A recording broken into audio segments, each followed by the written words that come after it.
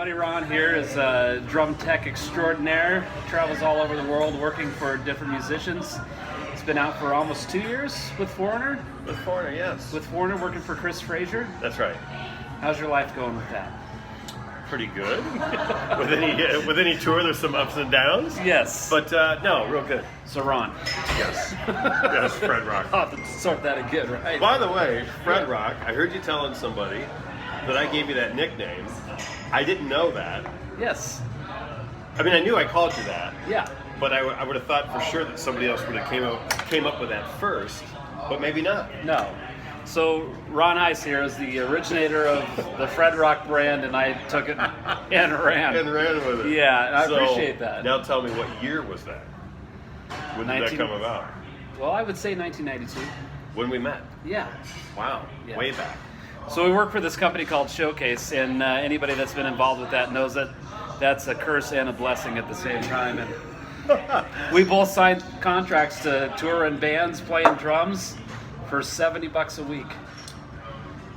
That's just nuts. But I guess with your 19, 20, 21 years old, we thought it was the greatest thing ever. Oh man, we were going to be famous. Right. Yeah. Walk us through a day in the life of a drum tech on tour. It's a load-in call, and backline meaning drums, keyboards, guitars. Usually load in last. Obviously, they got to get the sound and lights up first. Yeah. And then you'll come in and set up, and once you're set up and ready to go, of course, the next thing in line is to do the line check, make sure everything's working and whatnot. And then maybe or maybe not, the band will come in and actually play a couple songs. Usually once you're rolling though, you've been on tour for a couple weeks or whatever, the band kind of trusts you and you know your sound guys and whatnot, to where they don't even have to come on stage and play, only if they want to, or if maybe there was an issue the night before with themselves. Maybe they had a bit of a train wreck or something and they want to run through something. That's really the only reason why they would come up once you're going. Yeah. Of course, then there's some downtime in the afternoon until the show starts, and then once the show does start, you're there to watch your guy and make sure nothing goes wrong, and obviously you're there if he needs something. And then as soon as that last note is played, tear it down, and again, backline's the last guy's in, first one's out. Oh, and okay. So once you're out of there, that's it, and you do the same thing in a different city the next day. On the drummer, yeah. I probably change heads every 4 shows. Okay. But there's some guys, Roy, who I work for. Yeah, Roy Mayorga from Stonesour. I actually friended Roy through Ron. Yes. It was so awesome. Cool guy. But that guy, it would have to be sooner. I would say probably every 2 shows. Okay. I'd have to swap them out. So it all depends. If you're working Ginger Fish, I could probably go, 2 weeks with that guy before I had to. Just uses lighter sticks, and it's just a lighter hitter. Okay. And that's with Rob Zombie. That's right. Okay. Yeah. So every guy's different. So that portion of what I do changes with whoever I'm working for. Okay. Yeah. And then do you personally have to deal with the manufacturers, like stick manufacturers, cymbals, heads? Yeah, that's all drums? me. Okay. If I see that sticks are getting low, or hey, we got 5 cymbals that are cracked that could be returned, to get more sent out. That's all on me. Okay. The job really as a drum tech, I think, is to for your drummer, to never ever worry about anything. Sure. Now he may have a new idea, and he may need to tell you that, and then, okay, you want to add another cymbal, in a stand or whatever, and then of course I would add that. But again, once you're out on the road and you're rolling, all that stuff should be done, and now it's just maintaining things. There's really no additions or takeaways or anything. You just maintain. The most stressful maybe situation that you can think of that happened during a live show that you had to deal with? That I've had to deal with. Like sometimes I was going to think of something else, but it wasn't my thing, but I witnessed it. Okay. Can I go there first? Yeah, let's start there.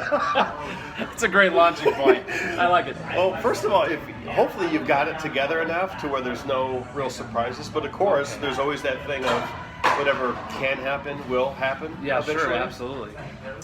I once saw, I won't say who the tech was, but the band was Godsmack. Okay. I was actually working for Godsmack, but as some of you may know, they do this dueling drum solo thing. Right. I was working for Sully. Because Shannon has his own guy like That's all right. the time, right? That's okay, right. Yeah. So Shannon's guy comes up to me probably four or five shows prior to when this happened, but he said, "Hey man, can I get a kick drum head from you?" And I said, "Well, I can't give you one because he's using a 24-inch and Sully was using a 26." Okay. He's like, "Oh man, drum heads are supposed to be here. They're really messing up. They're not giving me my order." I said, "Sorry, man. I would help you if I could, but I can't." And so 4 or 5 shows later, and he keeps asking me, or not asking me anymore, but like, "Man, my heads didn't show up again." All this stuff. Yeah. Well, during the show, sure enough, he went through this drum head, which is a show stopper. Man. So, Sully and everybody, of course, recognizes what's happening. So Sully is just trying to stall and talk to the crowd. Meanwhile, you got his drum tech, me, and the opener's drum tech, all attacking the bass drum at the same time while someone else finds a kick head or whatever. Okay. And we throw it on, and of course Sully's up there making jokes like, "How many drum techs does it take to change a drum head?" head?" All this kind of stuff. But that was probably the worst thing I've ever seen. Anything else that happens, you could pretty much get away with, in the sense that if a drummer goes through a snare head, you always got your backup right there. Right. So at the very most, you have to get through the end of the song and then you swap it out. Sure. That kind of thing. So luckily I haven't had too many bad things. I think the one thing that happened to me, which was kind of bad, was that a beater, the shaft, broke in half during a song. I've had that happen once. And so luckily I had one with me in my work box. You hurry up, pull it out. While he's playing with the slave pedal, you're swapping out the main, kind of thing. I think that's the only thing that's kind of happened to me that was, kind of terrifying. Whereas anything else, you always have a, that backup plan or whatever. You always try to think of that stuff ahead. It's always that one wing nut or whatever you forgot to. You tightened it, but maybe not enough. I mean, there's a lot of things that can go wrong. You have with a cymbals drum just set. on the stand suddenly fall out of I the did way, once on a rental gig. Oh, okay. That That explains everything almost. Right. Well, and it was definitely preventable. But you have so many things going through your mind on a rental gig setup. Yeah. I mean, you're measuring every cymbal stand. It's quite stressful. Like I was telling someone the other day. When we're on our regular A or B rig, I take the kick drum out and I set it up, and it takes 4 seconds or whatever. Yeah. On a rental gig, it takes me 20 minutes to get it ready for my guy, that's going to play it, because he wants it muffled a certain way. The drum head probably has to be changed because it's beat to death. Right. Of course, you have to throw in the front logo head for whatever band you're working for. Like, it's quite the undertaking, really. Yeah. And you're thinking about all these different things. Everything from height to head changing to whatever. Where normally on your normal gig on your own stuff, all that stuff's taken care of. Whenever it was you did it. Because you're again, back to maintaining. You're doing it every day in small increments rather than all has to be done all at once. Well, you're on top of it with the same gear every day or every show. And who knows? Maybe you showed up late that day. No fault of your own. Right. But you landed, your plane was late, or whatever. There's so many variables to that as to what can go wrong and whatnot. But so sure, I've had that happen. But again, that's pretty easy to fix, right? You run up there, you tighten it real quick, done. Right. But beater going through a drum head, that's quite severe. Well, and some guys kind of laugh it off and go, well, let's fix it as soon as we can and get on with it. And then there's other guys that are probably going to throw some things. I'm sure. Run! Because that happens. So, you're dodging sticks flying at right, you. while you're trying to Exactly. work. Thanks a lot, buddy. Water bottles and whatever else is coming at you. Yeah. Now, I know that you tour extensively, and you've done this for 15, 18 years? 16, I think. Okay. But Ron also toured extensively as a drummer in a band prior to that. So you've spent most of your life on the road. I think so. Like, I started playing drums when I was 10. Was in my dad's gospel group. Okay. At the age of 12. Had a Silver Eagle bus. That whole thing. Just a weekend warrior type of situation. But yeah, did that all through junior high and high school. I've gotten off the road a couple of times, but yeah, the majority of the time I've had something to do with music, either as a tech or a drummer or what have you. So yeah. Now I know you've worked with a lot of different people. One of those was Abe Cunningham from Deftones, right? That's right. Yeah. Was that with Deftones that you did that? Yeah. Okay. That was 2007, and then I guess I did. I don't know, 5 or 6 months with them. And then that led me onto TSO, actually, because their monitor guy at the time was a TSO monitor guy. Which is Trans-Siberian Orchestra for those who weren't aware yet. I know it's been a thing for a long, long time. But right. So you that did led to that, yeah. And you did that for 11 years? 11 years, yeah. Deftones just for that summer or whatever. Okay. Then on to TSO, and then I was with them for 11 years. Yeah. Okay. Now, I know some backstory because we get to talk every now and then. So I'm not going to ask you the worst guy you've worked for, right. but who's been your favorite drummer to work for so far? As far as totally relaxed, he's been around the block a few times. He knows that things fail or situations arise, and he just kind of lets that bounce off and has all the faith in you that everything that can be done is being done. Right. The best guy was probably by far was John O'Reilly, who was the drummer for TSO my first 10 years. Okay. My 11th year, I had a different drummer or whatever, who was great too, but John was an older gentleman and who had been through it all, right. whether it be live or recording or whatever, and he was really one of those guys that just gets it. Okay. Things are going to happen.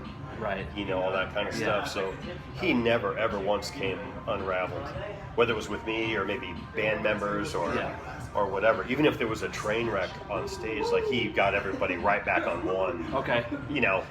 Very quickly without even... Like, here it is, guys. Let me help you out. You said that Jeff Pilson, who plays bass, is one of those guys, like, if there's a problem, he's like, okay, what do we got to do to fix this? Kind of big. Yeah, and I really like those kind of people. Just very laid back and knows that there's a solution somewhere. We just got to find it. Exactly. Kind of thing. And again, another guy that is older, and I keep saying older. It only means that they've been through it all already. They're more mature. It just means whatever happens, they've already been through that scenario 10 times, 15 times. So the first time they probably freaked out, and now that we're 10 times into it, it's like, I know this can be remedied or whatever. And here's the thing too, I mean, being a tech is really about hopefully gaining confidence in your guy. Yeah. Like, guys hate it. Like, even if it's a family emergency, things happen. Sure. Like, they never ever want to lose their guy because there is a confidence level there that you will fix things, or maybe you haven't had anything happen for 6 months. And again, back to the whole sound check thing, they don't have to do one because they know that you've got it dialed in. Yeah. And there's no reason for them to go up there. They may come up just to noodle around because they're bored. Yeah. But they're not up there because, I better check his work. It's not like that at all. Is there any one drummer that you worked for that you did really hang out with outside of work necessarily? Roy a lot. Roy, Stonesour, and then Joey from Slipknot. Okay. Those two probably the most out of all the guys. And for no reason other than we're usually on different schedules. Most of the time you're at different hotels. There's a band hotel, there's a crew hotel. Okay. But... You're in the lesser expensive hotel? Of course. As a matter of fact, I was told just recently the crew hotel, that we have a budget. The band does not have a budget. Okay. So... Right. Yeah. But I think on Stonesour, I think we always stayed in the same hotel, so that was easy to do. And then Joey, we didn't stay at the same hotels, but after the show, it was always, where you at? Get over, to my bus, kind of thing. We'd hang out then, So maybe not so much on days off, but after the show, that kind of thing. Yeah. Well, going back to Roy a little bit, when Ron was out with Stonesour, I met you at the arena. And we went in, and you let me sit behind Roy's kit. I didn't play it, but you're like, hey, check this out. And I love DW drums. You love DW drums. He plays DW drums. Right. And so does Chris. Right. So we kind of all have that in common. And then we went back to the bus, and you went and got Roy. And I met him there, and we were all talking about DW drums. Right. And then after the show, you and I were going to go hang out, and he says, "Hey, is it okay if Roy tags along?" I'm like, "Of course it's okay." And so we went across the street to the restaurant bar, and we closed that place down. But Roy had messaged me after that. He was like, "Man, I haven't had that much fun in a long time." So right, awesome. It was super cool. And then I saw him at the NAMM show this last January at the Vader booth, and there's this huge line to meet him and Frank from Guns N' Roses and, and RJ from Hailstorm. And so I didn't wait in the line. I went up and I went, "Mayorga!" He's like, "Hey, Fred." And I go, "I'm not going to wait in this line to meet you." That's great. And so I just kind of hung around until he was all done, and then we got to hang out for a little bit, and it was super cool. So thank you for that. Sure. All good. That introduction. It was That's awesome. funny. That's a great story. Okay, so of all your travels, worst place you've been, best place you've been. Oh boy. Let's start with the worst. Right. So you can feel good after this is wrapped up. I don't know, man. Tel Aviv was probably pretty rough. Okay. Now, would that be like security reasons, or? Well, that's another thing. I went to, just to name another place, I went to Russia. I've been there a couple of times. Once was this Slipknot. Yeah. And then even Brazil with Slipknot. And security is an issue. Like, when you land and all you guys get together and they throw you up on not a tour bus, but like a passenger bus to get you to your hotel, you have security all around, like with machine guns and guys on bikes in front of the bus, on either side of the bus, believe it or not, in the rear, and then you actually have a guy sitting next to the bus driver who's armed. To get you to where you're going. So it's pretty incredible. And then best places, I have a few. I loved Amsterdam. Okay. It was wonderful. I've heard that about Amsterdam. No, but I love Australia. Japan is awesome. So there's a few places that are very cool to go to. Yeah. Now, correct me if I'm wrong, but you tend to turn your nose up at Europe. Is that right? Was that Europe? you that was not a fan of going to Europe? Is that because I don't think anyone likes going there. Okay. I mean, in the music business, it's just. I mean, it's cool. If you go there for vacation or whatever, it's awesome. Everything's just a little bit harder there, is all. Harder to get stuff. Sometimes there's a language barrier. Okay. But I guess you kind of get used to it. I mean, I've been there every year for probably the past, 15, 16 years. Because there's always that, summer run where you do all the festivals and all that. And by the way, the shows are great there. People are really, truly into it. Okay. The problem with America, love America, of course, but you kind of get your 15 minutes of fame and then they're on to the next thing. Whereas I think in Japan and Australia and all through Europe, they're more invested in what. Yeah, I mean, if they liked you in '89, they probably still like you now. You know what I mean? I'm like, they're in for the long haul, which is great. It's just not really that way here, you know, as we all know, because a lot of the bands in the '80s or whatever were playing arenas, and now they're in the clubs or whatever, and it's all because people gave up on them or whatever it is. People lose interest or their taste, change in music or whatever. So, yeah, it's not really like that in other places. Well, we'll start with the teching side of things. People ask me, well, how do I get into it? I don't really know the answer to that. It almost seems as though you have to already know somebody in the business, like I did. Yeah. Now, some people, I will say, are lucky enough to where they're teching for their friend's band, and their friend's band took off, and then they just, went from there. That has happened.